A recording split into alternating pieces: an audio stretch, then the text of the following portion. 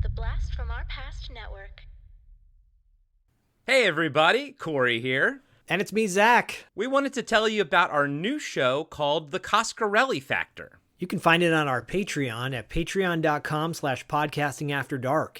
The Coscarelli Factor covers every single film that Don Coscarelli has directed. And some other little bonus features in there too, like maybe the music videos he directed as well. That's right. You can find all the episodes under the Auteur de Force tier on our Patreon page. Like Zach said, that's patreon.com/podcastingafterdark. And if you sign up today, you will get access to the complete Carpenter Factor series, where Zach and I went through every single movie that John Carpenter directed, from Dark Star all the way to, well, all the way till the end. So sign up today to our Patreon page and you can unlock all kinds of other things as well, like ad-free episodes and our monthly wrap-up After Dark show. Patreon helps keep the lights on in the podcasting After Dark world.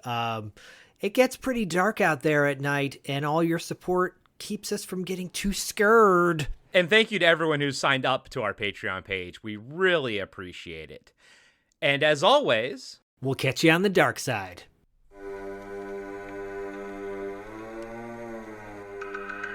Podcasting After Dark presents TV Obscura, a deep dive into underrated and unknown television shows from our youth. Cartoons, sitcoms, cop shows, and much more. Sit back and enjoy some nostalgic fun with TV Obscura.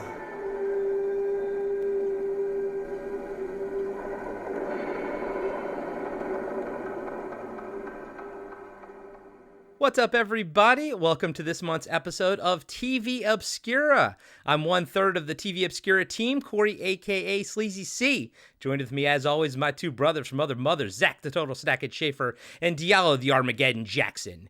And we have a fun one for you guys tonight. It's almost going to be broken into two parts, but we are going to be discussing the Dungeons & Dragons cartoon from 1983 to 1985, and then we are also going to be reviewing the IDW comic book, the Dungeons & Dragons comic book. It's called Saturday Morning Adventures, which, if you remember our G.I. Joe comic book, Saturday Morning Adventures, that we reviewed at this point like 2 years ago, this is supposed to be essentially like a lost episode of the cartoon. So we're going to review it and discuss, if it actually feels like it fits like a lost episode of the cartoon. But, boyos, before we jump into this, how's everybody doing tonight? You guys doing okay? Woo-wee. Oh boy, I'm lost again. Good Chevy Chase reference. So, like I said, since we haven't covered Dungeons & Dragons, the cartoon, yet on TV Obscura, and I don't know if we ever will. I assume we probably will, because we all kind of watched it back in the day, but I do believe we should probably tack on the obligatory, Wikipedia background on the cartoon, and I feel like that'll kind of give us it'll help us with the discussion about the comic book and the show itself. So I'll dig into this. It's a little bit beefy just because I have some stuff to talk about, but then I'm gonna throw it to Zach and Diallo, and we'll get the conversation going. Dungeons & Dragons was an American cartoon series based on TSR's Dungeons & Dragons role-playing game. The cartoon was a co-production of Marvel Productions and TSR with Toei Animation in Japan. Toei Animation is known for Mazinger Z, aka Tranzor Z, Dragon Ball, Sailor Moon, One Piece, and Transformers in association with Sunbow Productions. The Dungeons & Dragons series ran on CBS from 1983 through 1985 for 3 seasons of 27 episodes total. The show focuses on a group of 6 friends who are teleported to the realm of Dungeons & Dragons via a D&D themed roller coaster ride. Once there, they meet Dungeon Master, who gives each kid a magical item to help them in their quest to return home, which they never do. Real quick, our heroes are Hank the Ranger, voiced by Willie Ames, 8 is Enough, Charles in Charge. Eric the Cavalier, voiced by Don Most, who was Ralph on Happy Days. Diana the Acrobat was voiced by Tanya Gale Smith, who's only ever done this and one episode of The Facts of Life. Presto the Magician was voiced by Adam Rich. He was also on 8 is Enough. Sheila the Thief was voiced by Katie Lee, who's probably the most prolific voice actor. Well, one of the most prolific voice actors here. She was in Gummy Bears, Muppet Babies, Darkwing Duck. She's still working to today, I believe. Bobby the Barbarian was voiced by Ted Field III, who was Spike on the Mr. T cartoon. And famously, Uni the Unicorn is voiced by Frank Welker.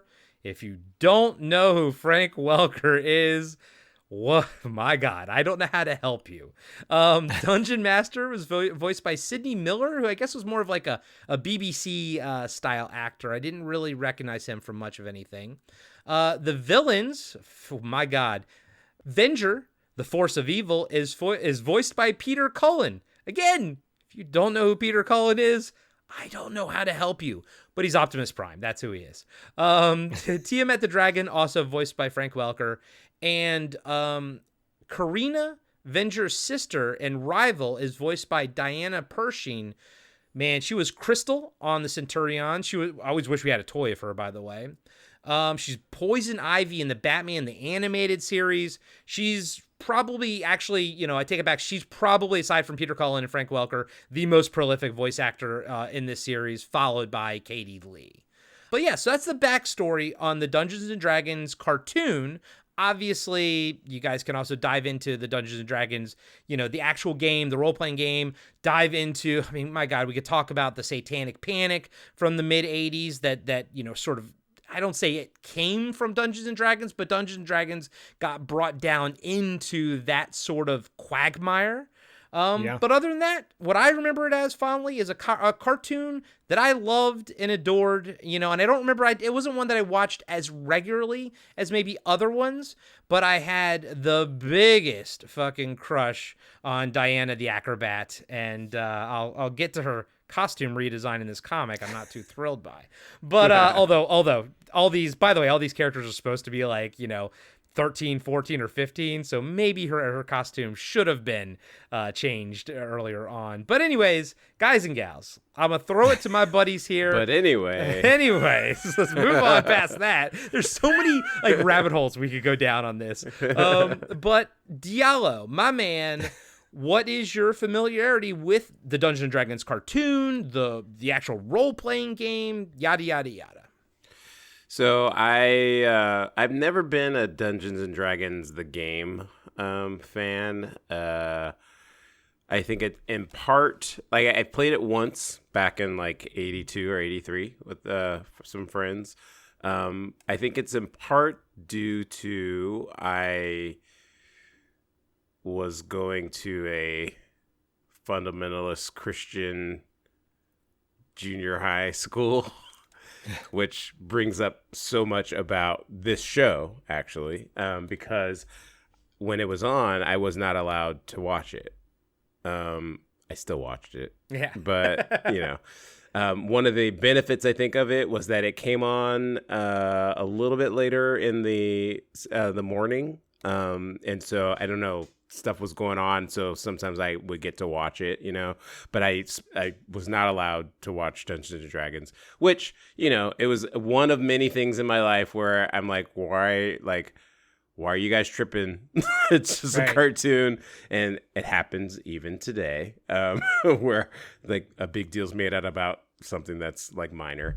But yeah, but it's to me, it is like what Dungeons and Dragons is. Obviously, I know like to a lot of people that play Dungeons and Dragons, they're into like the actual lore and the worlds and that other stuff. To me, I don't know any of it. I can kind of recognize some pictures when I see like there's like a guy with like a blue head with big blue wings or something like that. Is that like Warduke? Oh yeah, yeah. Warduke, Like there's some images, but to me, Dungeons and Dragons is this cartoon, and to me, it's iconic, and it's always annoying whenever they make a Dungeons and Dragons movie and they don't do the cartoon, and they even teased us when they did it in that last movie, which was actually a pretty good movie. But it's like, man, I want to see these guys. And like the best we ever got was like that Kia commercial that like came out like 10 years ago or something, where they actually showed the kids getting back to Earth. And I think, but yeah, the casting on that was absolutely perfect. Their costumes were perfect, but that's like the closest we ever got. Yeah. So yeah, the whole concept being lost, little Narnia, lost in another world, and your kids, and I don't know. It was a great cartoon. It's one of those ones where it's a little bit ahead of its time again, because it, like, today there would be more of an ongoing story to it. But back then that just wasn't a thing. They never made it home. So I think that there was some kind of like comic series or book series. There was a comic series back in, I think, the late 90s. And I think it takes place in the Dungeons and Dragons world, and they show up as a cameo older. And, I think like with like gray beard or whatnot, like Hank maybe. And it implied that, they never made it essentially back home. Oh, what I was going to say is that there was it's fairly recently, there was like either like a book or like a comic where it kind of took the premise of the idea of like kids going off into some other realm, but they never came back or something, and then like the people in real life dealing with like, because like people in our world be like, oh, they got kidnapped, what you know what I mean? Right, because the one point of the show is we always follow the kids in the realms trying to get back, but like what were their parents doing this whole time? There's like a lawsuit against the amusement park. Did they die? Like, because the cart probably just came out the other side and no one was there. Where are they?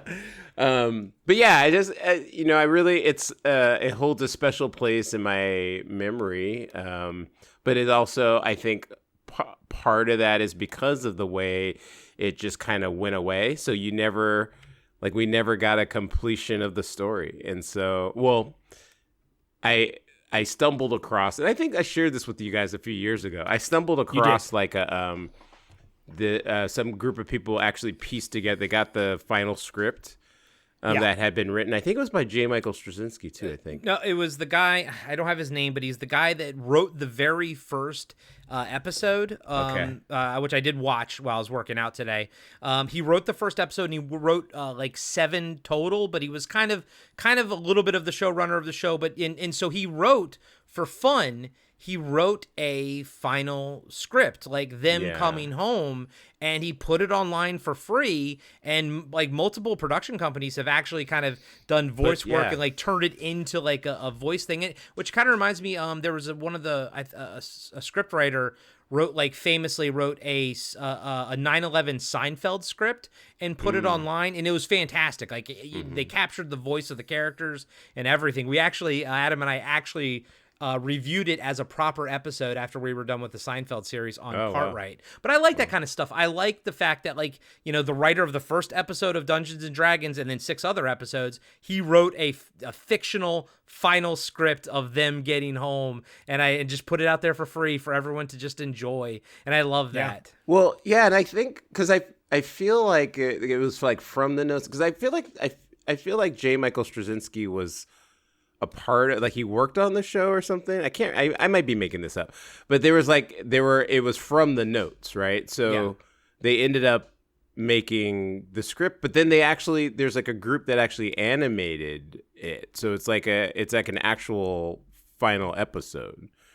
And it was so satisfying for me to see it, because it was like, okay. Because we were all left, everyone who watched this show, we were all left with nothing. Yeah, no conclusion. And that's like a feature of, like, if you grew up in the 70s and 80s, like, me, it's like, I love Land of the Lost, right? It's they never make it back, and, because the show usually gets, because they're always trying to get as much out of a show and just have it get canceled. Whereas now it's like nowadays, I feel like some showrunners actually say like, okay, this show is only going to be 3 seasons, and even if it's wildly successful, but it's only going to be 3 seasons because that's the story we're telling. Famously, Lost was only supposed to be X amount of seasons. It was so wildly successful. They were like, we're paying you so much money to keep going, but then it kind of, kind of fizzles out. And I think Supernatural was the same way. It was only had like a 5-season story arc. Yeah. The show Supernatural. Anyways, but yeah, so unfortunately we do not have a conclusion to this, and the comic book doesn't give it to us either. Zach, what is your familiarity with Dungeons and Dragons the cartoon and the role playing game that I know Bodhi plays? Well, I mean, there's a lot here. So, first of all, the cartoon for me was the first cartoon I watched as a kid that had some sort of end game versus just being episodic and G.I. Joe were one-offs pretty much, unless it was a mini series. This was the first one where there was some sort of end game involved, some sort of purpose for them being on what they were doing. So every episode was like, will they get home? Will they get home? They never did, obviously. Second episode, by the way, they're home. The portal's there. It's open. They can go literally into the portal and go home. But little Bobby doesn't want to be separated from Uni, the most annoying unicorn on the planet, and they decide to stay because of Uni, and I'm like, wow, just bring Uni with shocking. you. Yeah, I know. So that was kind of annoying to me. I love this series though. I love the series. I had the toys from LJN that came out in the same year, by the way, 83, and I had like the play set. This by far, my opinion, like the greatest play set ever for action figures, this like Dungeon Doom type thing. I played Dungeons and Dragons as a kid, and then as an adult, I introduced it to my students, and then of course Bodhi, and I have been, a nerd when it comes to D&D and role-playing games, specifically D&D, ever since. You've been a nerd just for that? Just for that. That's it. I actually have the D&D Doctor Who figures that they came out with because there was a Doctor Who RPG game back in the day. Wow. I didn't know. And I still have those, the little lead figures that I'm sure would give me cancer if I played with them long enough. Anyways, I think it's cool to note that about a couple years ago, I believe the company is called... I forget who took over the D&D line, but I think Wizards of the Coast bought TSR. Yeah. So they released little mini figs of the D&D figures from the cartoon. Because Wizards of the Coast got kind of big off of those Hero Clicks or whatever it was. Diallo, remember those figures? Yeah. So they released, like Presto and Bobby, and actually they didn't do a Bobby, but they did a Hank, Eric, Presto, and a Diana. Okay. She's wearing the gear that you're probably not a fan of, Corey. But they also released like the original line of the LJN figures. Some of them like I'm blanking on like his name. Braveheart or something like that. Yeah, he's got a very it's like Good Heart or something, Strong Heart. I think it's Strong Heart. Yeah, close. And Ringo Run, the wizard, and then of course the radical dwarf as well. Anyways, I love it. I love the lore. I was disappointed by the outcome of the cartoon, and Diallo, you shared that fan-made film with me and the whole group, I think, and watched it and just wish that it had been a proper episode. I have these choose your own adventure. They're called Pick a Path to Adventure Dungeons and Dragon cartoon show books. I have 3 of them, and it's basically it's a little side quest like the show. Yeah. I love it. Again, I've said this before, but it's like you pull stuff out of the TARDIS. And I'm like, where does how many times have I been over your house? And I'm like, where does he keep and all I've never these revealed things? them. Yeah, it's funny because it's at one point, obviously Bodhi has now inherited all of my cool stuff. But occasionally when he'll be playing with his D&D group, I'll be like, well, do you want to use this guy? He's like, no. I'm like, okay. Because he likes the monsters more than he likes the heroes. And I like the heroes more than the monsters. I'm like, you're just like your brother, just like your Uncle Eric. But yeah, I love, dare I say, these pick a path to adventures capture more of the element of the show than the comic book does, but we can talk about that in a minute. But I have the DVD set that Mill Creek put out of Dungeons and Dragons. They put out one, I believe it's the second one, I believe it was put out in 2009. The first one that came out in 2007 by a now defunct company called BCI had like a whole booklet and like really cool kind of a case that it came with. But the original score was different on those 2007 discs. And that set goes for like $80 on eBay. You can buy it, but just know that the score is not the same as it was on the show. For some reason, they replaced some of the music. The Mill Creek version restored all the music. It's a bare bones disc. You can get it for $30.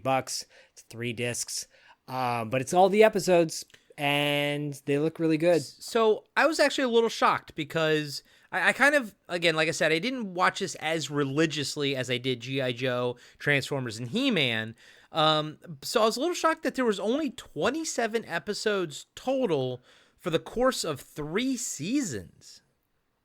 Yeah, so I think that's the other thing too. They reran so many of these shows. Okay. And to me, not every episode of the show is good. There are times when it's downright annoying because the characters are just like bickering with each other the whole time, and it gets very frustrating. Which is like every series. Like G.I. Joe has episodes that I'm like, I could skip that one, but they have like 60 episodes. You know what I mean? Whereas like here you have 27. Like every single one of them needs to kind of be a banger. You know?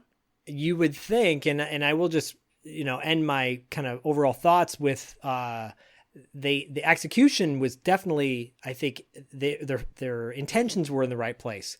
A lot of the episodes featured characters that you could play in the books, right? The Beholder was the second episode. Right. So it had that giant, which was really creepy, this giant head. Right, and it looks exactly like it does in the TSR role-playing game books. And it's interesting because like they had carte blanche to use anything from TSR, but then TSR never, and the toys, LJN, never made toys of the cartoon because they technically only had the rights to the TSR books for the toys, not to the cartoon itself. And the cartoon came out after the LJN toys did. So while you see Warduke show up on the cartoon, I think in second season or something like that, you see Warduke show up. That was easier for them to bring him into the cartoon than it was for them to bring the characters from the cartoon into the toys.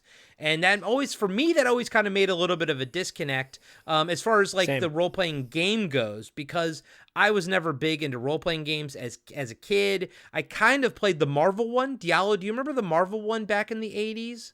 I do remember the Marvel one. I remember like a DC one too. There was a bunch I remember that came out in the mid '80s, but yeah, I never played any. Marvel, I still have, by the way. I still have that book. Oh, cool. Yeah. Okay, yeah. So Marvel was the only one I ever really played, and so I never got into hardcore role playing. And also, I always like to have something visual. Now I know that nowadays and I think even back then, you have miniatures that could be your character.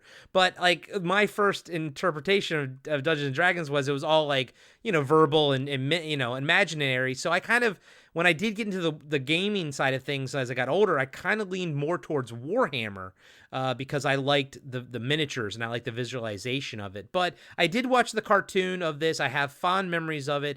I loved it. I just don't remember ever sort of being like, I watched it because it was on, not because I was searching it out. But also keep in mind, I was like between 5 and 7 when this was coming on. And it's like my powers of deduction were already limited anyways. So I was only just kind of watching whatever was in front of me. But I definitely had a crush on Diana.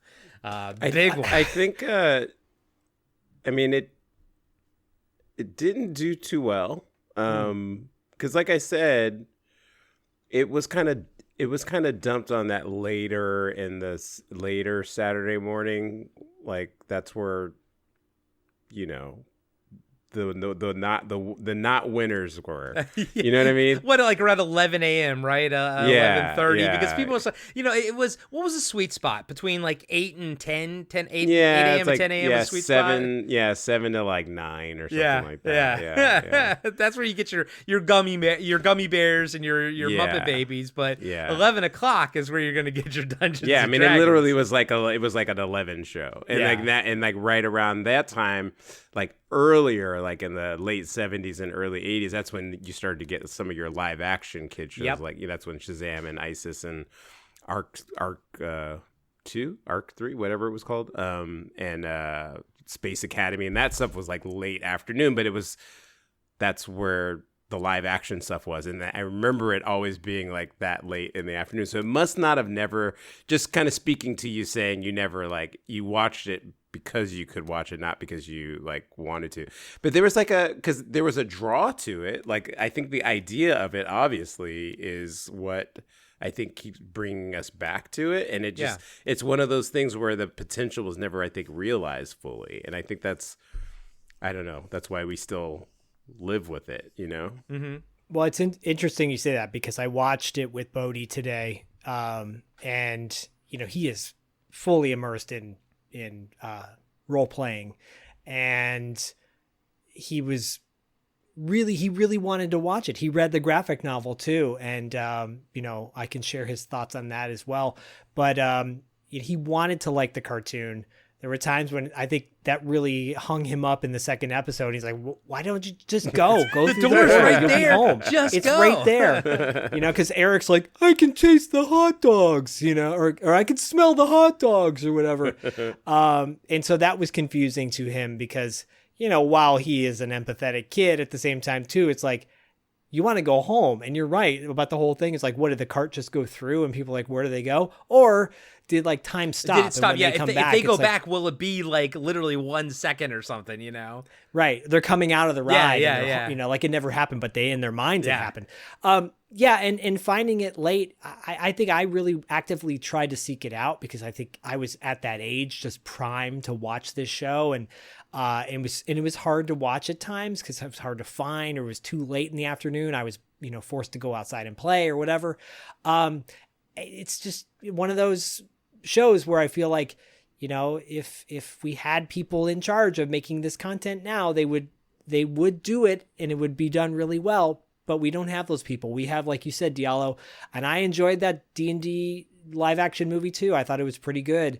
And that nod to the 80s cartoon was really cool. But I was like, you're really just teasing us and just giving us a light little tickle, but you're not doing anything more than that. It's not fair. No, it really isn't. And like I want like really they announced a new Dungeons and Dragons movie just in this past week, and I'm just like, oh, like I thought they were actually going to do that group, and it just do it. Like it's like sometimes they dance around stuff. It's like they will never do like a Batman TV series, They would always would do like what's that, Gotham? Was that Gotham? Yeah. They would do those kind of shows, but it's like but I wanted to see a young Bruce Wayne, like a Smallville. I wanted to see young Bruce Wayne traveling the world, learning from all the different masters. Like, how hard is that? But it's just like they just refuse. They refuse, and then we live in this worst timeline. So I agree. Yeah, no, and then it's also too. It's like, and if you don't give us live action, and I think we all want to see the live action. I think, like I said, it doesn't help that we got a live action version in that car commercial like 8 years ago, and it looked spectacular. Yeah. If we didn't have that, I would say then do the Netflix Voltron reboot, or do like how Netflix did She-Ra, and like how they do these awesome modernized reboots that have such a very clear path and like modern storytelling and everything. Like, then give us that with Dungeons and Dragons, but it just, with this property, but it just seems like they're so unwilling, they're so scared to do it. The whole reason I want to watch that live action Dungeons and Dragons movie, and I know everyone has said it's actually pretty good, Yeah. but the only reason I really want to see it is to see the goddamn cameo. Well, then skip to the hour 30 mark. Yeah, it's and like- I believe that's Well, no, where I we want to are. see Michelle Rodriguez too because I like her. So Well, she's great. I will say one last thing I'll tag on in regards to the 80s Dungeons and Dragons. I have the Blu-ray of it, Mazes and Monsters, the terrible made-for-TV movie. Speaking of satanic yeah, panic, Tom Hanks is in it. and that was literally made to scare people, families, parents specifically, that their kids would be addicted to drugs or whatever if they did this stuff. It's a laughable film, but other than the fact, I do appreciate that they're playing actually D&D in the game or in the movie, and you're like, oh, actually that's kind of accurate. So, but the rest of the movie's crap, and that's a terrible first introduction into Dungeons and Dragons. But I think I is what might it have is. been more into it if it was like sci-fi. Just I never liked sword and sorcery, but like now there is like a whole like Alien and Aliens, role-playing game out there where like you can be a colonial marine and stuff. Like that would have got me. But like I'm just not a big D&D guy. But all right, so Well, we got it with Lord of the Rings, so there you go. I like playing with myself. I do too. Let it lie. No, you gotta give that some air. Let it lie for a minute. Hey everybody, Corey here. I just want to let you know that we'll be right back after these short messages. Hey everybody, I'm Tim, And I'm Dean. and we're the hosts of Talking Back. We're a retro-based podcast covering movies, comics, video games, and more. Check us out every Monday where we hit the rewind button and dig into some of our favorite content from the past. We like to keep things fun, lighthearted, and informative. Do you feel like you need more nostalgia in your life? Then check out Talking Back. We're available everywhere podcasts are found. And now, back to the show.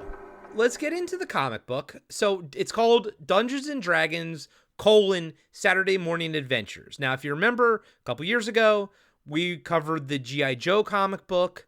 The art in that was by Dan Schoening, who used to do the artwork for the IDW Ghostbusters series. He is spectacular at mimicking cel-shaded, cel-looked cartoons because they did a crossover in Ghostbusters where the movie version or the comic book version met up with the real Ghostbusters, and he drew the real Ghostbusters to look exactly like the cartoon, and he drew it's like his style is so malleable and it works so well. Then we didn't cover it because I think it's a little bit kiddie, but then they made a Teenage Mutant Ninja Turtles Saturday Morning Adventure comic series, and the art looks exactly like the freaking cartoon. Like it's so sort of silly looking, that bubblegummy look to it, very vibrant and colorful. Again, we didn't really cover it here because I feel like, I don't know, TMNT was a little bit, I think a little bit older, or like we were a little bit older for it.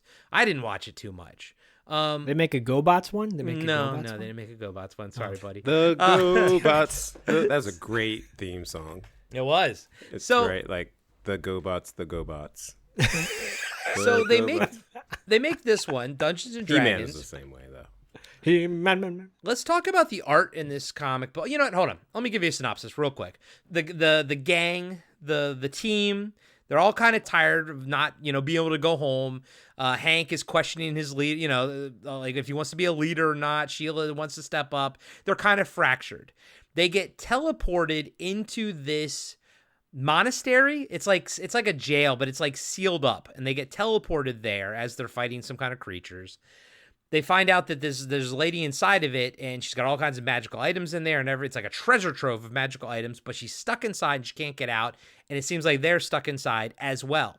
Team gets separated, shenanigans, yada yada. They have to fight a beholder, yada yada. Find out that the lady that brought them there is actually Venger in disguise, but then the actual real lady who was there, they bring her, save her from the dungeon, and then they basically fight Venger, vanquish him, and then she does like teleporter stuff. She has magic, so they're like, hey, take us home. And like, cool. So she's like, cool, I will. And they go home, but it's not home. It's just the campsite that they were she found them at. And he's like, well, I guess she messed up, And then, Hank's like, well, maybe this is home. And then he kind of has like this crisis of like, I don't want to lead the team anymore. And you find out it's because he's like, look, it's not because like, anything else other than the fact that like, I'm afraid that one day we're going to get to that portal home and not everyone here is going to be there with us because basically, he's afraid that people are going to die. And, they become a stronger team / family by the end of it. And sort of like they're going to keep looking for a way home, but are also kind of accepting the fact that maybe, just maybe this is their home and the team is their family. That's pretty much the story. It's sadly, I felt it was kind of lacking in sort of like, twists and turns or anything. But I mean, I know it's supposed to feel like a 22-minute, cartoon. I feel like they could have done more with it. But I do like that what it sort of lacked in plot, we kind of got a little bit deeper character development from some characters like Hank and Sheila, and like Bobby didn't really do much or grow at all. It seemed to mostly be Hank and Sheila, who were kind of like sort of figuring out their role here and everything. But so I'm going to open, let's start just story. We're going to talk about art in a second, but let's just start story-wise. Diallo, what did you think of this story? Did it feel like an episode of the cartoon? No, it did not. Ding, ding, ding, ding, ding, ding, ding. It's like good and bad. So the G.I. Joe one that we did, like that felt like it could have been like an episode, right? Like it looked like it read like it. This one, like from the opening splash page where they introduced the characters, it was like kind of like it was like trying to be a little edgy and witty, like when they were giving their names and their descriptions and their weaknesses, and just the way they were saying them was so like, I'm hip, that kind of thing, which like decidedly not 80s at all. And it's very meta. Did you notice that, like, I think Hank is the one that's kind of narrating. So did you notice that when he gives the stats on everybody, when he gives the stats on himself and it says weakness, he like scratches out whatever the weakness is underneath and we don't see it. Yeah. And so, but it's like, and I'm not necessarily knocking that either. Like It's just that it didn't, like, I think my expectation coming to it was like, oh, we're going to be getting like this, it feels like I'm watching an episode, but it was more like it was like updated. The writing was a little bit more modern. And yeah, it just, if they were going to do a cartoon, it would have been written more this way than from the older show. So it's like I don't necessarily knock it because I do think it advances the writing in certain ways a little bit more, but I also wasn't like the biggest fan of it either because there was an element of it feeling like I was trying a little too hard sometimes. That there were some, I don't know if you want to like have a separate conversation about the art or not. Yeah. Let's save art for a second. Yeah, let's have a separate because I think it needs to be its own discussion. Yeah. Okay. But when you're talking about writing though, as you're go talking about writing, how did the characters feel to you? Meaning, like, did they in your head? Were you hearing them from the cartoon? Or was the writing? Did they capture the voice of the characters? I don't really, especially Eric. He's the leader, right? Or Hank, right? Hank. Yeah. He especially did not seem like character from, like, he was a lot more.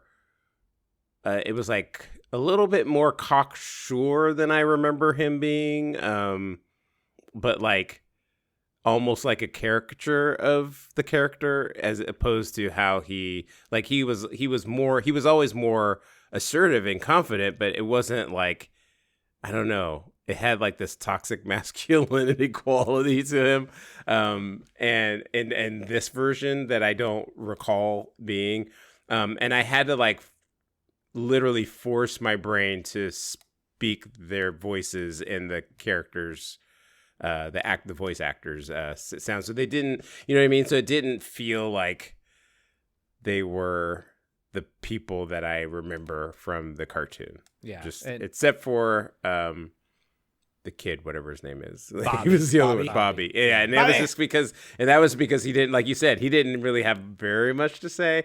Oh, and Uni. Like Uni was in, like, I definitely heard his voice. Yeah, I feel like Dirk. I feel like I could hear Dirk's voice, or Eric, not Dirk, Eric. Yeah, Zach. yeah. Eric definitely. He was the only one I felt like.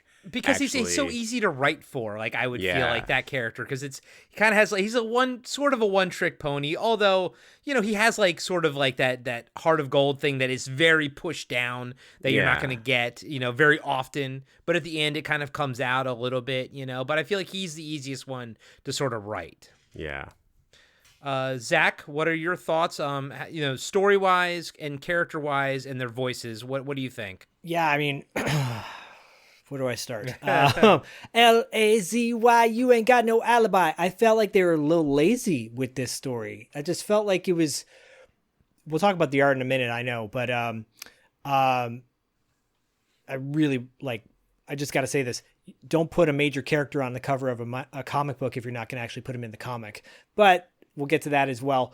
I kind of felt like they didn't capture Eric authentically. I felt like Eric was even more wimpier in the show. He was always he like rarely fought, but if he did, it was always like him cowering. And then if someone else was cowering too, he would badmouth them for cowering, and then would cower again. Like they came close, but I don't feel like they did well enough with him. I don't feel like they captured. Yeah, I think Uni and Bobby. I agree with you, Diallo. By the way, Uni 15 times in this book. Bodhi counted because he was equally as annoyed as I was.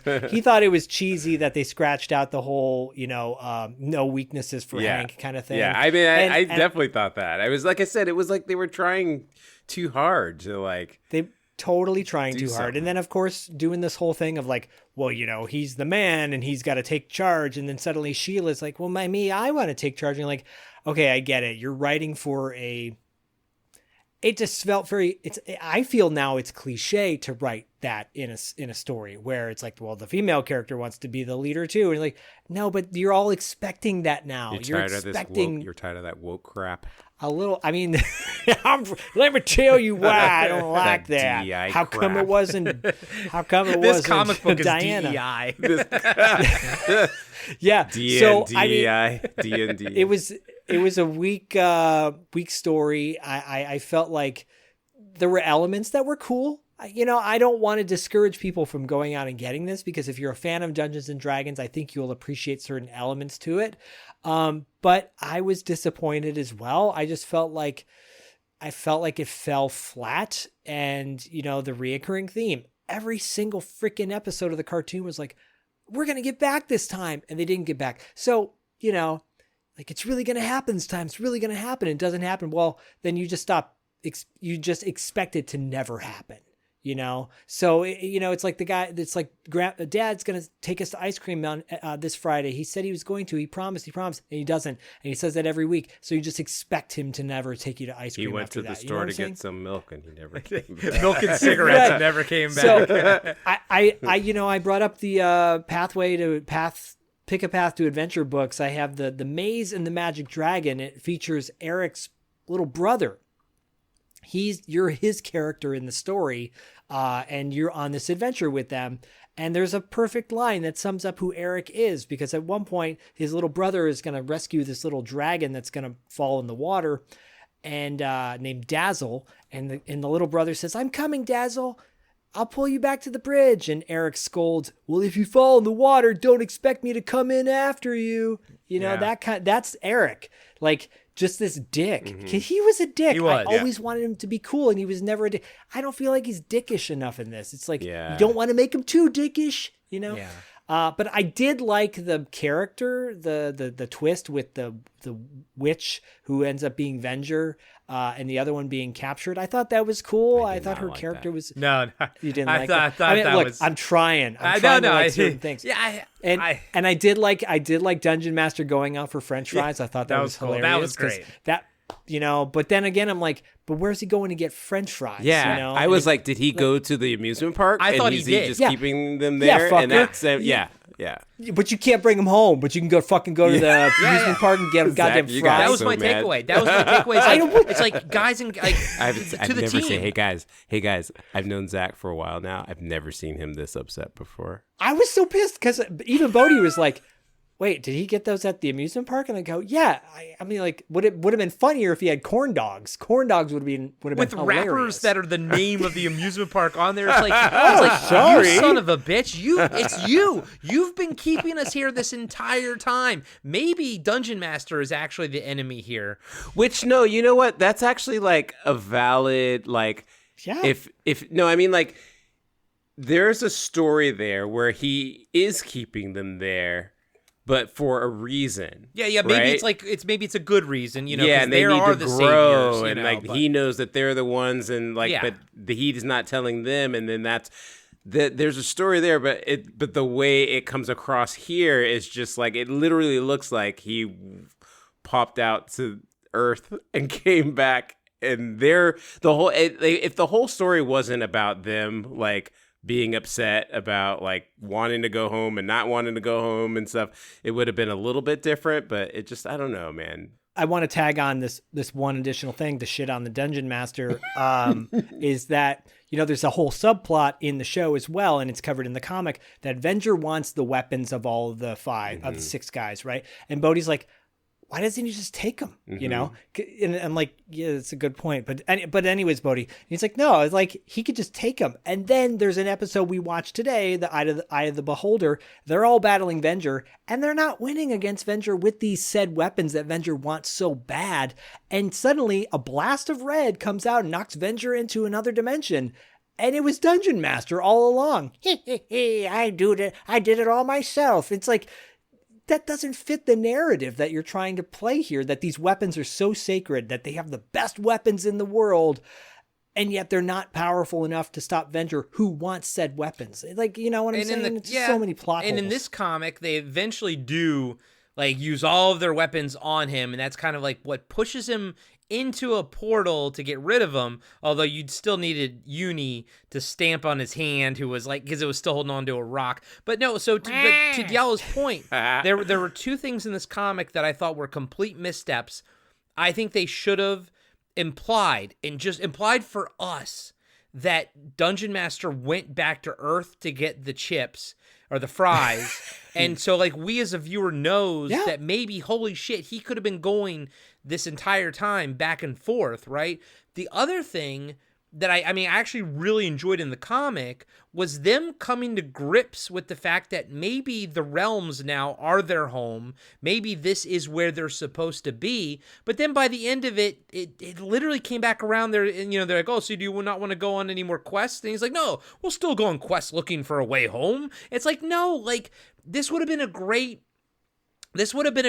button to the whole series, being like, they could still find a way home later, but like at this point moving forward, they're not actively trying to find a way home. Like, I liked that. I actually enjoyed reading that, like, oh, maybe this is our home. Maybe we are the family that we've always been wanting. I'm like, oh, this is good shit. And then the last page, they're like, but if we can find a way home, we're still gonna do it. And I'm like, well, then what the fuck was the conversation all about? You know, like what, Exactly. Like what was that Exactly. multiple panels, multiple page conversation if you're just gonna flop back onto, you know, your old ways at the end?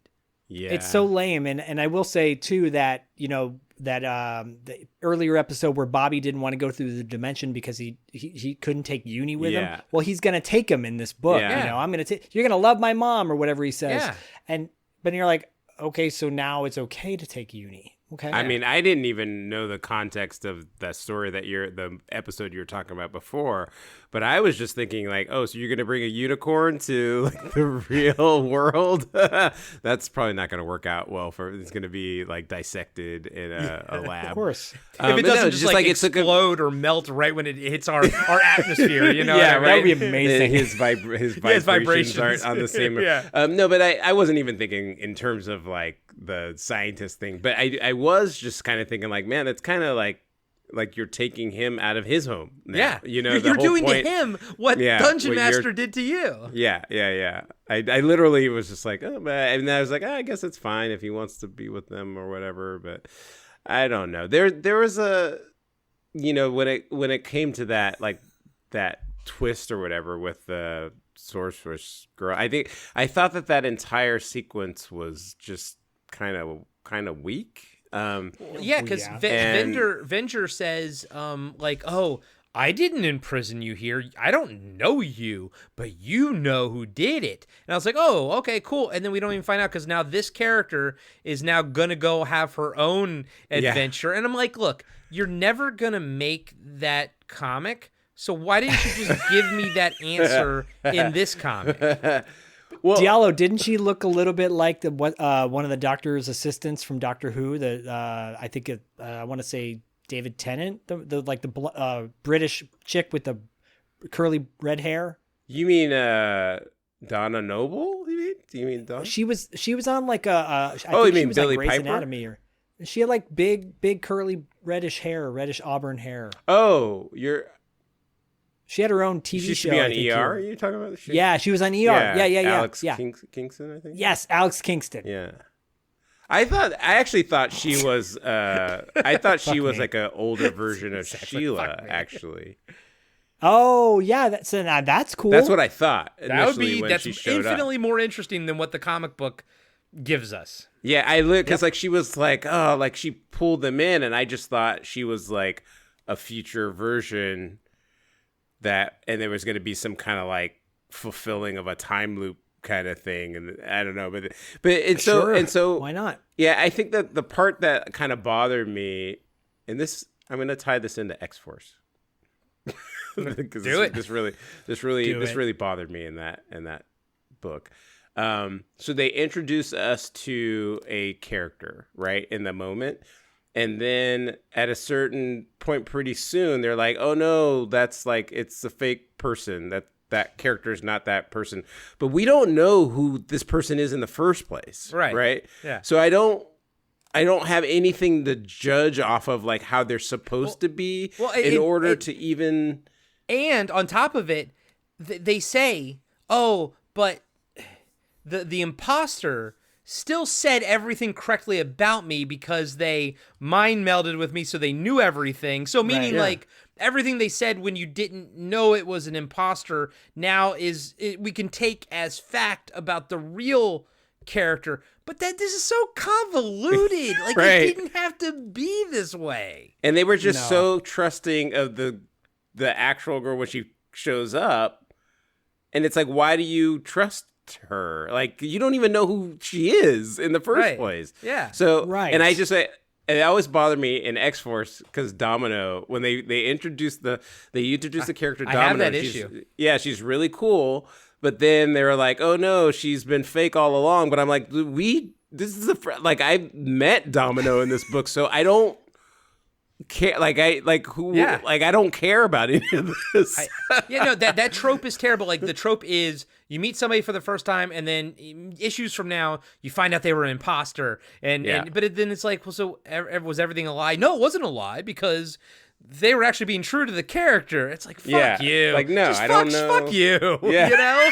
It's shit. Well, here it's shitty writing. And, I'm going to segue this into the art because I think all three of us are talking about the fact that this does not feel like the Dungeons and Dragons cartoon. I feel the same way as you guys do about the story, about their voices. This one, unlike the G.I. Joe one, this one I feel like does not. And it's because of the art. Now, I will say this. The art is by George Kambadais.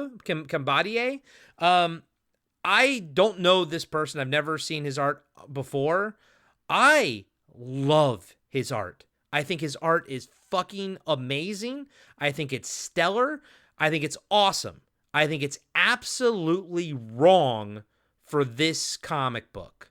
I think that our expectations, especially when you set the bar with the G.I. Joe comic book, and I've seen the art for the TMNT comic book, Saturday Morning Adventures, it very much mimics the cartoon, and this is so drastically different that I'm like, I thought your mandate was that you were trying to create a lost episode, and Like, I get it. I mean, all three of us have grown up reading comic books. We understand other artists, other art styles and everything like that. And some art styles, work perfectly. Like Todd McFarlane worked great for Spider-Man. Todd McFarlane's Batman, not always my favorite because I don't think he's the right artist for that particular character. Tim Sale, I used to love it. No, not Tim Sale. Kelly, John Kelly. He used to do some Batman stuff too. Yeah, and the like demony kind of demony, and I love his art. He's like one of my favorite artists. I don't love how he draws Batman. So this art in here, I think, is spectacular, but it doesn't register Dungeons and Dragons the cartoon series to me. Like, this is for the reboot. This is for the reboot comic book or something. This is not for the comic book that is supposed to be a lost episode of the TV series. And if you look on Amazon, most of the lower star reviews for this comic book series is because of the art. But again, I think the art is fucking amazing. Just not right for this property. Diallo. I'm going to get in trouble because you were talking, you mentioned how it kind of misses the mission statement. And it reminded me, when you said that, it reminded me of, to me, how Bulletproof, was it Bulletproof? The Grindhouse movie by... Death Proof. Death Proof, yeah. It reminded me of Death Proof because it was like, I was like, dude. Oh, yeah, totally. Like, totally. Robert Rodriguez is, what was it, Planet Terror? Planet Terror. Like, he got the memo. He made his movie, and I was like, he understood the assignment, as the kids say. And then Death Proof. I was like, this is not. This is just a Tarantino movie in black and white. Like, you know what I mean? Like, anyway, but that's kind of how. No, that's a great connection. Yeah, and that's kind of how it felt here a little bit, and it's, I think, kind of like what you're saying. Like, I feel like we're kind of trashing it, and because I actually didn't think it was bad at all. Like if anybody sits down to read this, I think the only problem with it is an expectation that you have that isn't met.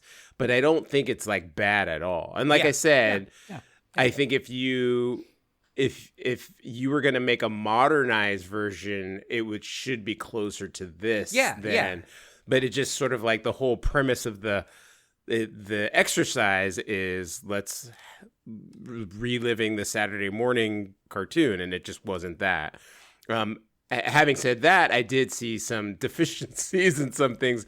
And so I was asking a little bit earlier if it was if you wanted to separate the art from the writing, because those two things were like tied together for me. And so like my second critique was just like a sort of like an academic thing when it came to some of the art, because I didn't really get a good sense of where they were sometimes. Right. Like you make the background of the panel completely black or something like that, Or like when they went to the new realm, like there wasn't like an establishing shot, or they had like some buildings and they relied on the dialogue to kind of tell you certain things, but I felt lost and I didn't get a sense of where they were. So it was like there was this big building and then they were inside and they just were inside. And I just, I didn't have a sense of anything really. And there were quite a few awkward transitions where I was really, sometimes the panels would go across from one page to the next, other, and sometimes they look like they did, but they didn't. I know. Yeah. There was one page that I couldn't figure out how to read because like 2 pages prior, it went across both pages, and then this time it looked like it was doing that, but then it read 1 page and then 1 page, and I was like, that's not good story. And I've been reading comic books like 40 fucking years of my life, and I don't get hung up on reading panels. And I was like, which way does this go? Yeah. So that was my thing. And sometimes I felt like the writing was written in a way to cover the transition from panel to panel sometimes, which naturally that happens, but it's like, it was just in a way that like it just stood out to me. So I don't know. So that's where I felt like it broke down. But like again, it's kind of like it's weird talking about it because I don't have a lot of great things to say, but at the same time, there's like kind of nothing. That's how I felt about Captain America: Brave New World. Like I don't have anything great to say about it. But I don't really think there was anything really wrong with it either. You know? Yeah. And so it just needed something more. And I think it, like you said, the artwork I think didn't really match what I wanted to feel like the Saturday. It needed to be brighter. It needed to be more cartoony. Yeah. But the art actually is pretty good. But it's not. But the art isn't so good where the art transcends the story. Where it's like, you know, because I think that's what McFarlane's deal was with Spider-Man. It was like I remember when I first saw his Spider-Man, it was like blew my mind because I'd never seen the character interpreted that way, and it kind of transcended anything else that was going on. And here, it's just like it's pretty good, you know. And it also, I don't think it helps that the artist that you're looking for in the inside of it is who they use for the cover. Like it's not 100% looking like a cartoon, but it's much more akin to what you want it to be. And you look in the back of this trade and all the covers are by this one artist and you're like, that's who should have been doing the inside of it. But I get it. We all know cover artist versus interior artist. You know, it happens. Zach, what are your thoughts on the art in this thing? So, so he did the guy who did the cover didn't do the cover artist is different than the actual guy who did everything else. Yes. So if you're going to set a precedent with your 3 previous Saturday morning cartoon graphic novels that all look authentic to the cartoon, then you should let your audience know that what you're about to open up is going to be a whole different thing. First of all, once you open it up, there is no introduction like they had for the cartoon, like with the original roller coaster ride. There's not even image of that in this book, which is really frustrating. I agree with you. I think the artist is really great. I think I could never draw like this, but it's a total bait and switch. You put Tiamat on the cover, he's not in the book. You put the Upside Down Castle on the cover, it's not in the book. Like all these things that you were hoping for are not in the book. I agree with you, Diallo. At times I'm like, this reminded me of like a big budget movie comes out, which is shot on location in these grand Highlander, the first Highlander, it's Scottish moors, you know, everything's epic and grand. Then Highlander 2, The Quickening comes out and it's all on this set, you know, and it's super low budget and just cost cutting. This felt like a super low budget. We got to cut costs so we can't give a proper background or we can't show, you know, the inside of this elaborate monastery, which they could have so much fun with. There's so much potential there. The beast that they're fighting at one point, it's like there's so much kind of background noise going on, but there doesn't give you a sense of where they're battling these creatures, you know? So you're like, okay, so it's just some random battle. I agree with you. I agree with both of you wholeheartedly about all your assessments of it. It's just, I think my biggest takeaway or my biggest frustration is don't tease us with this throwback cover. And then there's all these other, like they did the thing that all the other comics did where they have, you know, a page of art that doesn't, it's like the cover of the episode of the other issue. Right. And they're cool looking, but it's not anything near close to what you get on the front. There's nothing on the inside that resembles it whatsoever. It doesn't necessarily, it takes away from the vibe you're getting, because you're going to get all these people our age who are going to buy it for that. Kids, honestly, this generation, like a young, say a 10-year-old kid, he's not going to want to buy this because it's so retro looking. He's going to want to, if they did the original or the actual art on the outside, he might be more apt to buy it because it's more in vein with, I think, what's more hip now. You know, I'm assuming. So yeah, I'm disappointed in that too. And I know we are shitting on it through and through. And I will go back to both of what you guys said too. I actually liked the story. I thought it was fun. It was engaging. I read the whole thing. I was done. I was like, okay, it didn't waste my time. I didn't hate my time with it. Like that's why I think it's funny because like we're not like it's in a weird space because it's like we don't have like it's like not a lot to say that's like great about it, but it wasn't like it wasn't terrible by any stretch. Like I sat and read the whole thing in one go, so there was never any like, oh man, Same. is this thing over yet? Yeah, like, I never was like got up that. and was like, oh, I'm tired of reading it. Like I enjoyed myself the entire, and I was, as I was reading it, I was aware of the critiques that we have now. I was aware of them, but when I'm in it, I'm like, cool, okay, neat. Oh, we're done. Okay, cool. You know what? Now that you're saying, like you just said that, I think what it was for me was like what you're saying. As I was reading it, I think I was waiting for like a moment or something, and then when you get to the end, it's sort of like, okay, instead of, you know what I mean? And I think that's what it is.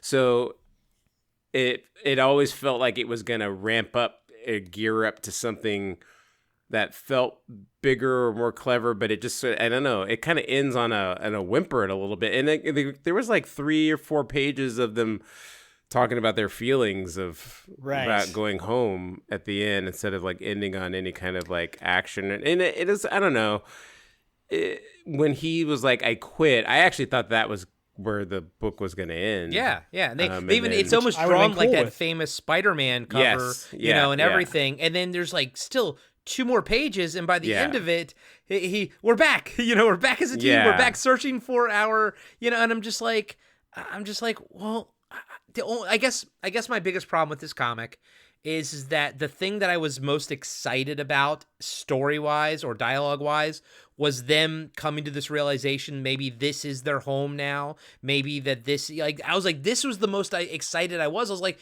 and this feels like a nice little closure to everything, but then they undo it all at the very end, and I'm like, well, then why? You know what the problem I think is because some of that stuff that we're talking about, like them like not going back home, like you're saying at the very end,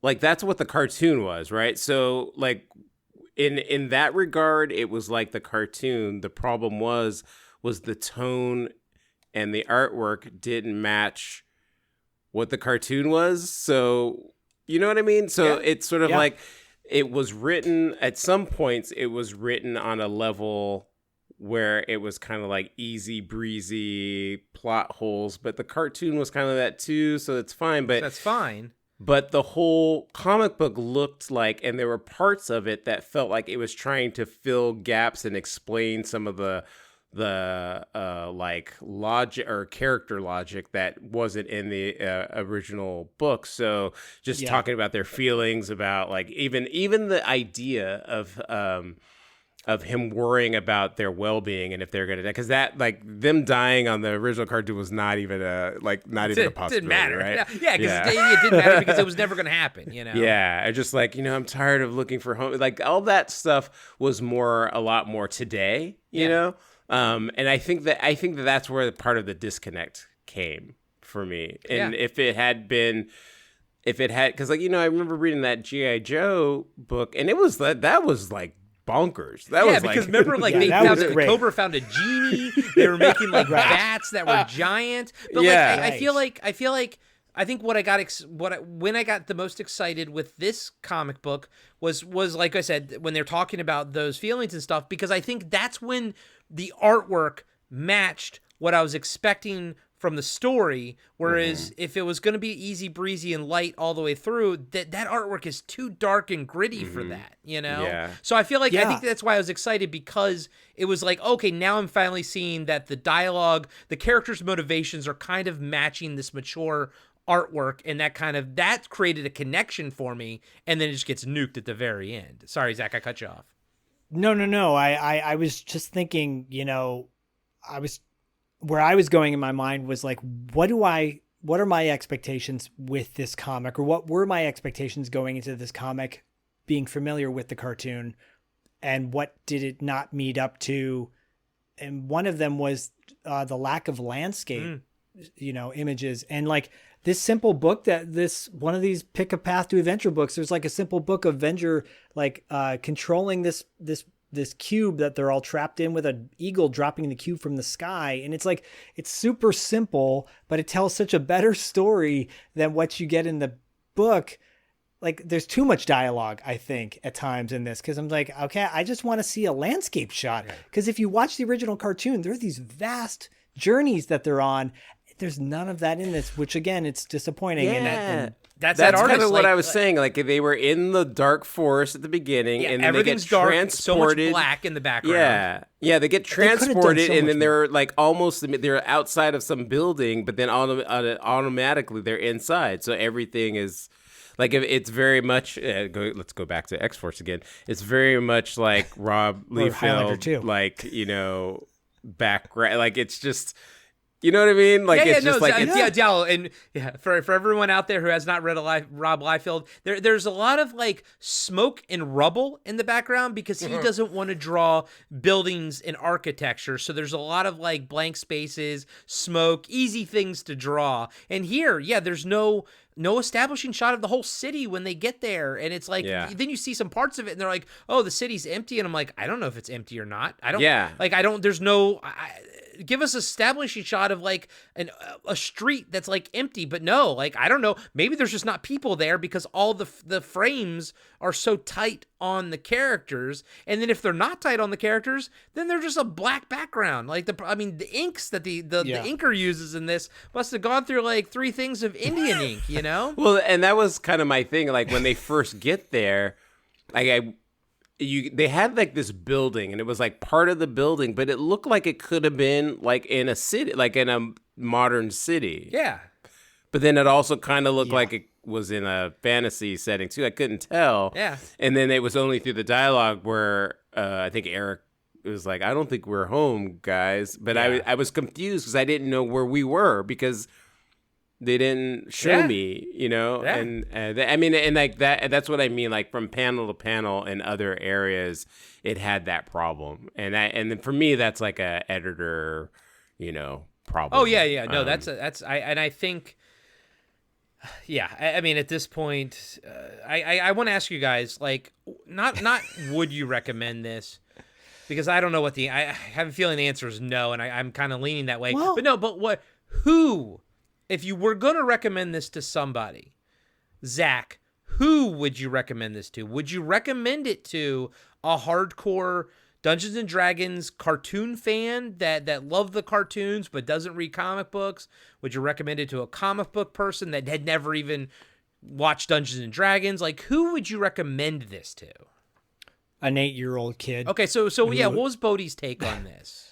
Well, I mean, Bodie, he thought it was okay. He's 10. He's way more savvy because he's been playing D&D since he was 5, you know, and he reads the books. Like when he comes home, kids are reading Harry Potter or whatever. He's reading the Monster Manual, the one that just came out, which is great, by the way, the new 2024 Monster Manual. Anyways, 8-year-old doesn't care as much, you know. 8-year-old's still kind of like getting into it. So at 8, he probably would have liked this a lot more. 10, he's now cynical. He's using, you know, the words that they use now and whatever the lingo, but that's who I recommended to.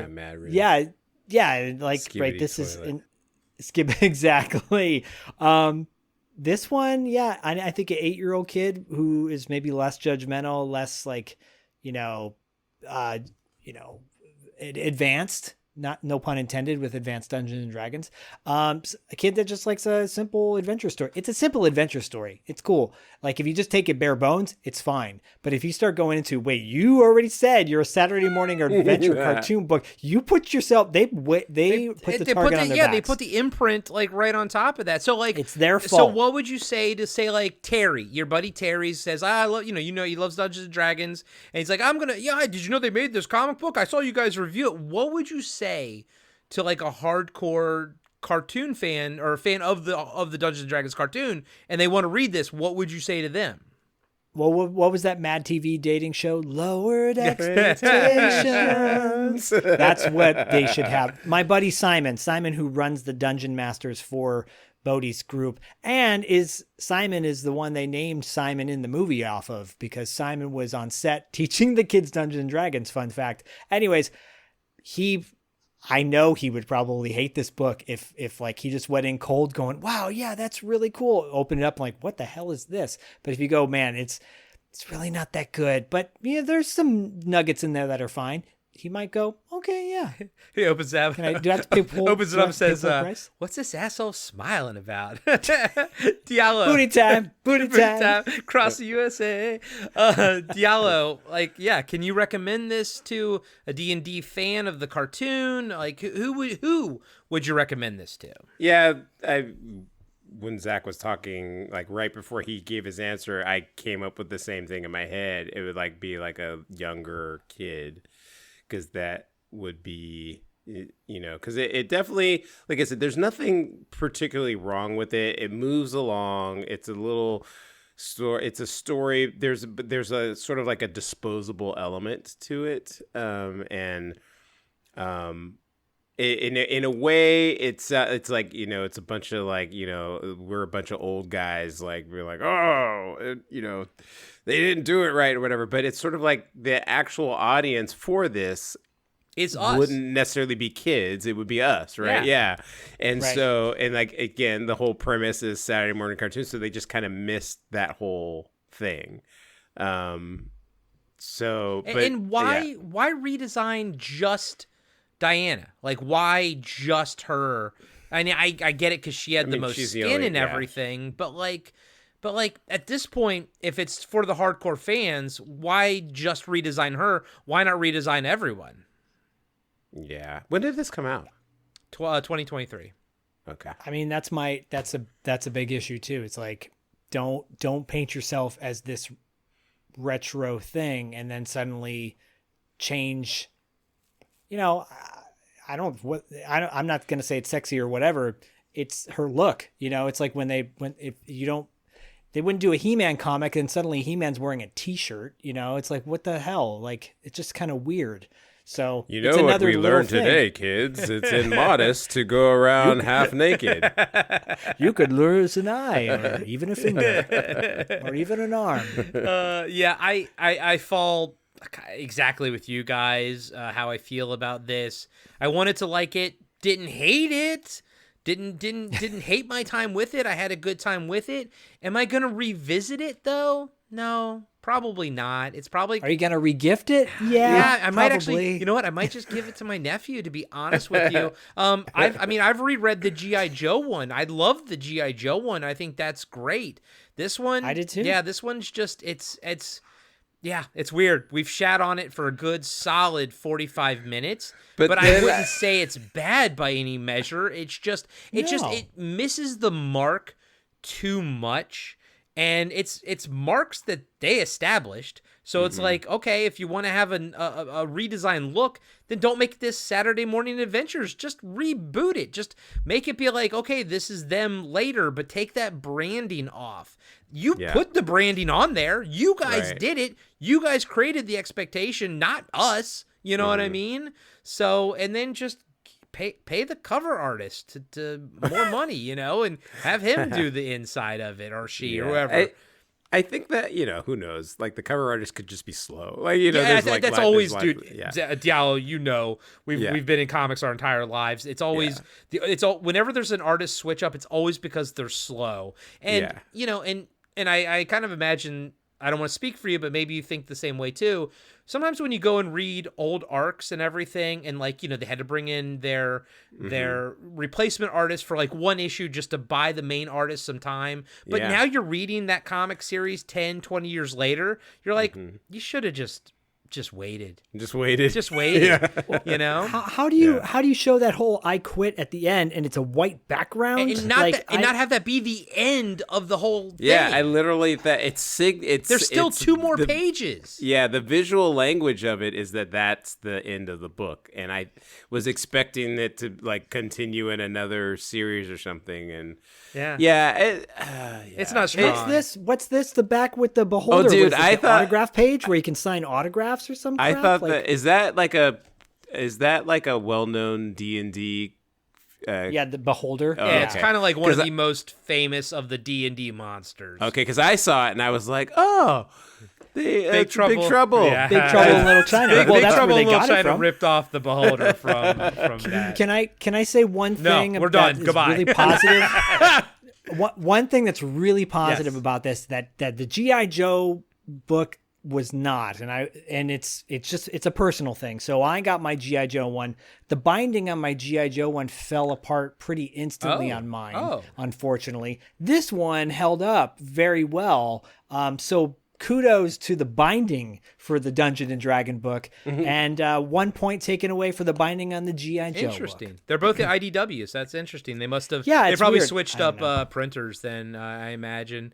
So, but I mean, yeah. look, On the other hand, like, you know, as much as you were kind of being critical about it, like if they were to do like to greenlight a cartoon tomorrow, I think that they should use that book as like the yeah. pathway to how they should approach it. So that's why it's weird to talk about this book because it's sort of like it doesn't work as a Saturday morning adventure. It works as a reboot / retelling style. Yeah. I'm with you. That's kind of it. Yeah. No, I'm with you because it's weird because you're like, well, it's not bad, but it's not what I want for this. And I think ultimately that's the editor, and I think that's IDW's fault, not necessarily the artist's fault. But I will say, I mean, I love doing TV Obscura with you guys, but I really love it sometimes when we concentrate on one thing for the entire episode, because I feel like we really, you know, the discussions are much deeper than if we're covering like, you know, 3 TV shows in an hour and a half. Like, I like this. I feel like we really, I mean, guys and gals, I think you got all of our thoughts at this point. Like, I'm not leaving anything on the table. Like, this. Wait till we do one whole episode just about Kate and Allie. No, yeah, I could totally could, or the Hogan family, but or where's Rodney, the Rodney Dangerfield sitcom. Oh my god! But this was fun. I'm glad we did it. And like I said, there is the Teenage Mutant Ninja Turtle one. I don't think we'll probably cover that one. It's a little bit kiddie. But this was interesting is how I would put this one. That's what Bodhi says. That's when Bodhi doesn't like something, he goes, it was very interesting. I'm like, okay. All right. Noted. Diallo, are we going to get a review of Captain America Brave New World anytime soon? Yeah, I actually wrote it. I need to edit it a little bit more. I'm so depressed and it's hard to do anything these days. I understand. Life right now, it's only February. And this year has been brutal.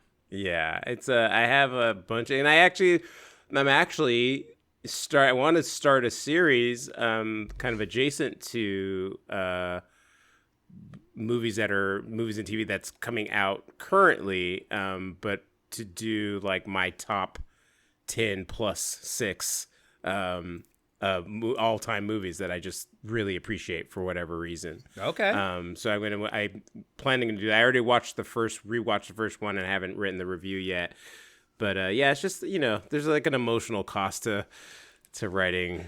And there's always an emotional cost to art, isn't there? Yeah. It's like yeah. So, but yeah, I have my intentions to do like the Captain America, Brave New World, a couple TV shows that I've been watching that I enjoy, like the new Matlock show with Kathy Bates. You and my mom loving it. Yeah. I'm like, this is great, but it's also really interesting. You know, I like to talk about like the, you know, a subtext and that kind of stuff. So like, and I see a lot of that stuff there.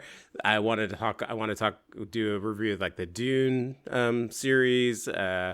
Yellow Jackets just came back out. Maybe do a Cobra Kai. I haven't watched it yet. I know the final episodes just came out.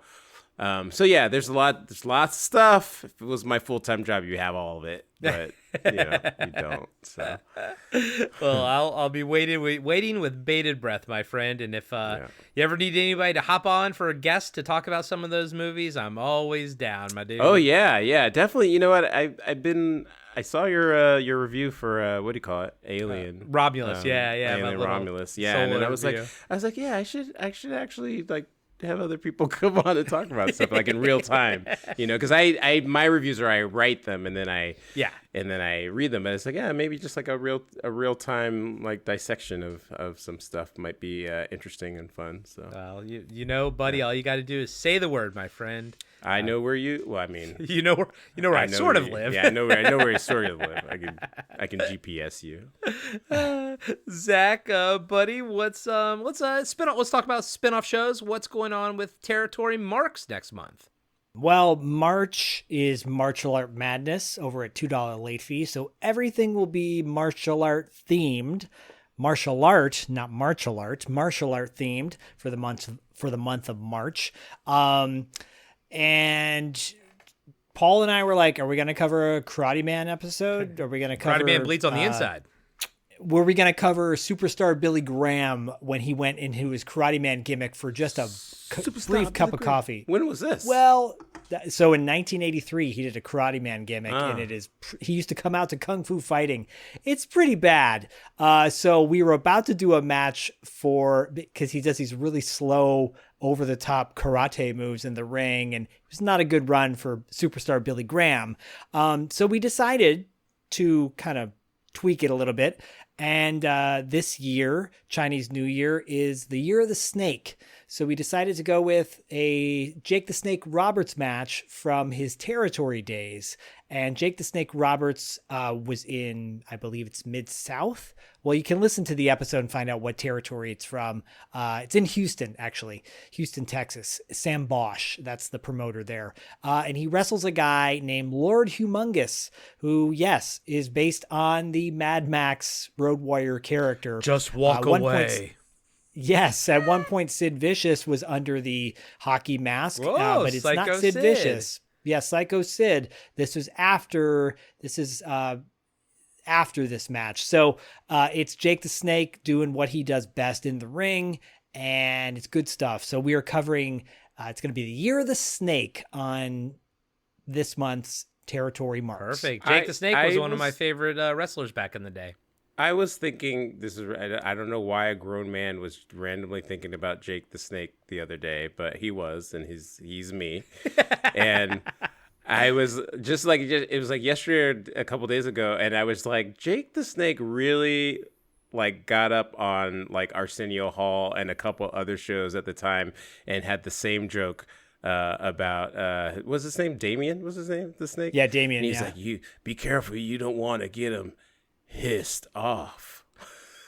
He said that every time. And do you like look at the camera right when he said it? Like, you know, wink. Yeah. I mean, this is why Paul and I cover Territory Wrestling, which is equally as bad as WWF at times. But man, WWF, and I love it so much. It's my heart in the 80s. But it got so cartoonish at some point where you're like, oh man, they're really going to the cartoon side. Well, so it's also like not all promo cutters are the same. Like some are infinitely better than others. Some are the Shockmaster. Some are Shockmaster. Some are Tugboat.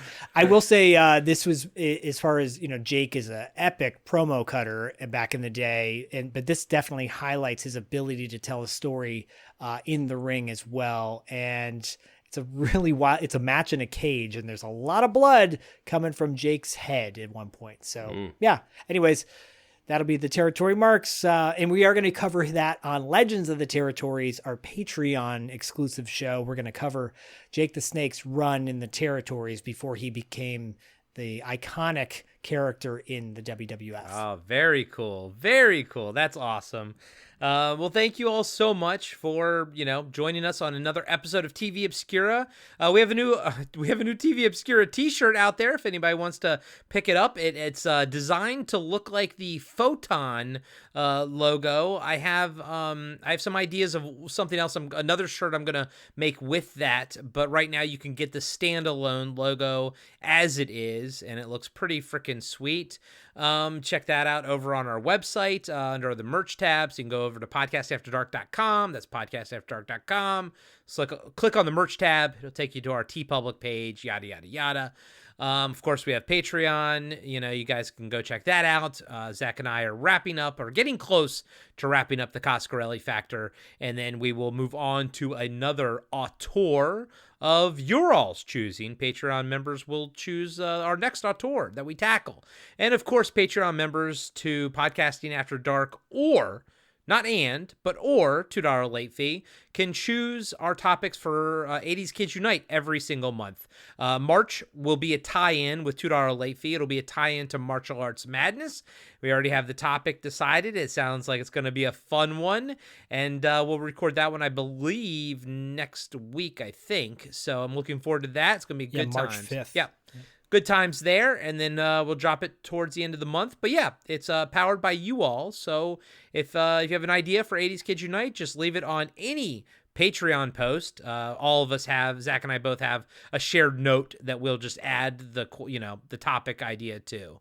So check that out. We have a gazillion ideas already that we can keep going, but we're always looking for new ones. So thank you all so much. Could you consider Paul W.S. Anderson an auteur?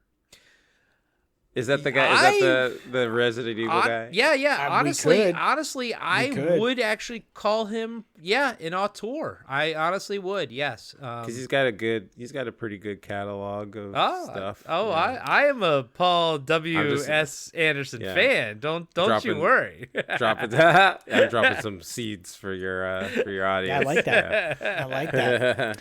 And to drop another seed for 80s Kids Unite, we need some female-centered topics. Oh, yeah. Because Grace, who's been on the show, definitely wants to come back on, and I wanted to get. So consider for April, all you listeners who are patrons or potential patrons, consider a topic that is more female centric. 80s. I mean, and we say that in the 80s. We say that because things were so very divided. These were boys' toys, these are girls' toys in the 80s. So just, give us something 80s centric, because we wanted Grace on the Intertech episode, and she was like, I didn't play with Intertech.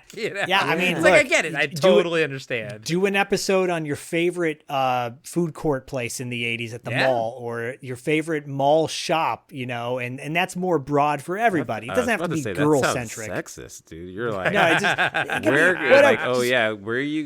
I'm not even gonna say it. I don't want to get in trouble, but it's You're canceled. Diallo's canceled. Yeah. But it's like like you were saying, everything was really divided in the 80s. Yeah. But there was a part of me, and I just never got to talk about it with my friends. But especially because I had a sister, right? So she would get Strawberry Shortcake, Rainbow Bright, My Little Ponies, and I would watch that stuff with her, and I liked a lot. Jim, I watched. But you have Jim no and the outlet to Holograms. talk about it now, because right? we're all at a bunch all, of gross right? boys. Yeah, I watched Jim on the Holograms by myself, Yeah. right? So I was a big fan, but it was when you go to school, it was you can't talk about it. Yeah. So guys and gals, Diallo has he wants to talk Rainbow, about my Little Shortcake or whatever. There's the Rainbow Bright right there. It's in the distance, and and there's I don't know. So it's yeah. I mean, I can talk about Jim. I can talk about Jim. I can talk about Barbie. I can talk about My Little Pony. As a kid, I never had a My Little Pony, but I always thought the colors looked cool. I didn't see anything wrong with them, other than I knew that it's funny. I knew that I couldn't own one, but I thought they were kind of neat looking. I'm not gonna.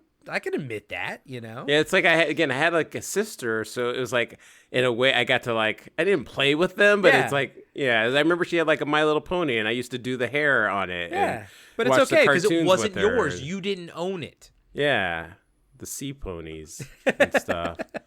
Shooby-doo, shoot-doo. So many great ideas. Possibilities. Yeah, throw them out there, and we'll get Grace on the show and everything, and maybe we'll bring back Ducky and whatnot. But we got a great little collection of people. I'm wearing a Batgirl hoodie. I know, dude, that hoodie, I was going to tell you offline, but I'll tell you online right now, is fucking baller. I love your hoodie that you're wearing. And it's the Batgirl hoodie, but it looks great on you, dude. Yeah, that's what's I used to you wear the Wonder Woman hoodie, and it looks fucking great on you. Yeah, I used to see when I was a kid. I remember there was they'd have the girl versions. I was I actually like the Supergirl and the I used to like all that stuff. It just you couldn't. I would get the action figures, but I couldn't get the girl ones. But I wanted to get them to complete my collection. So I didn't get the Batgirl one or the Wonder Woman one. But it's I Wonder Girl for the Teen Titans Migos. But it's I wanted all that stuff, but it just So what we're saying is, we're all man enough to admit that we can talk about girl toys from the 80s. Absolutely. Thank you all so much and for joining us on TV Obscura. And as always, Catch you on the obscure side. I was going to do that. do it. Give us another one. Catch you on the obscure side. And you do it better, Zach.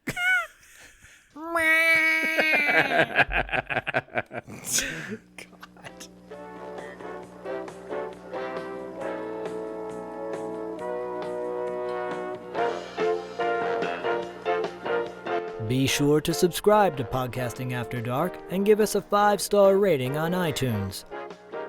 Support Podcasting After Dark on Patreon. Follow us on Instagram and Facebook at Podcasting After Dark. And visit us next time for another installment of Podcasting After Dark with Corey Stevenson and Zach Schaefer.